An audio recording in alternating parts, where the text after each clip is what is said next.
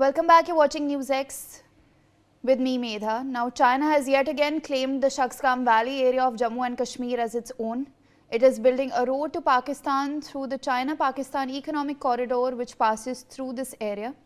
India has raised strong objections to this and has consistently opposed any illegal foreign construction in this area. India also termed China's control over this area as illegal occupation, according to the Global Times, which is a Chinese mouthpiece. Chinese Foreign Ministry spokesperson Mao Ning said on Monday, 12th January 2026, that the area in question is part of China. Building infrastructure in its own territory is China's right and cannot be questioned. Pakistan illegally occupied the Shaksgam Valley in 1948 and ceded the area to China in 1963. Let's in fact now take a look at how Pakistan sold the Shaksgam Valley to China. Now remember, China does not, India does not, India says that this Shaksgam Valley is part of Jammu and Kashmir and has not recognized this unlawful occupation by China. Now, how did Pakistan sell Shaksgam to China? Now, this comes through the 1963 agreement, which is called the Sino-Pakistan Boundary Agreement, which was signed on 2nd March 1963 between Pakistan and China.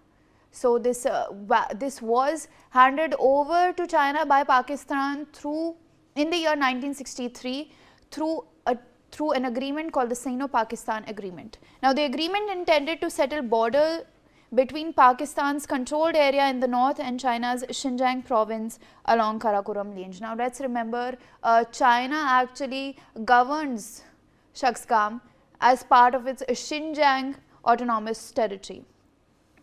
Now, what does it entail? Now, this agreement intended to settle border between Pakistan's controlled area in the north and China's Xinjiang province along the Karakoram range. So, as part of this agreement, it intended to settle the border between Pakistan as well as China in the year 1963.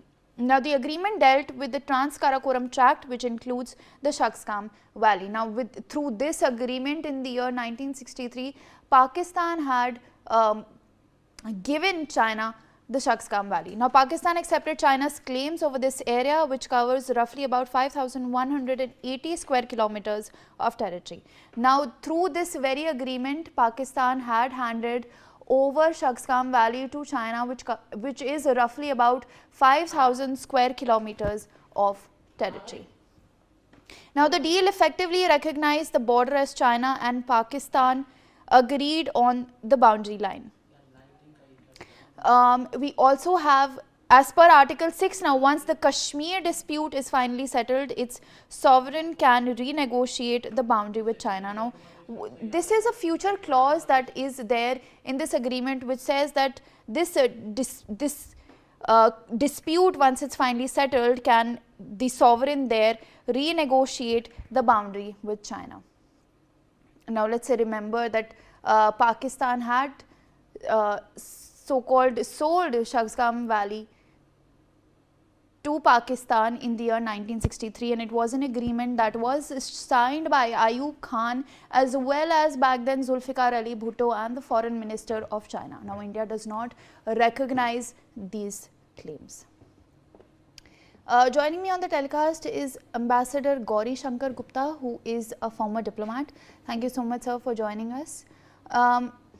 Now, China insists that the construction in Shaksgam Valley is justified as it is a part of the land parcel ceded to it by Pakistan under the 1963 China-Pakistan Boundary Agreement. India doesn't recognize this agreement and hence has raised objections. So, what should be India's next step if China continues construction?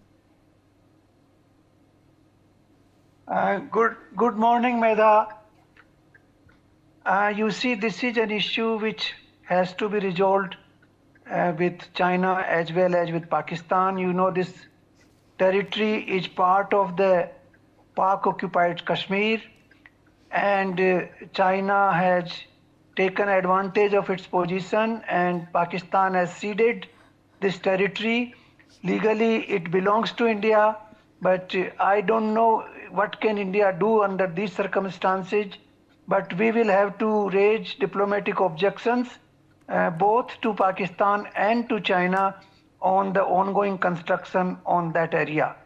Now, this is an issue which has been there since 1956 or 60.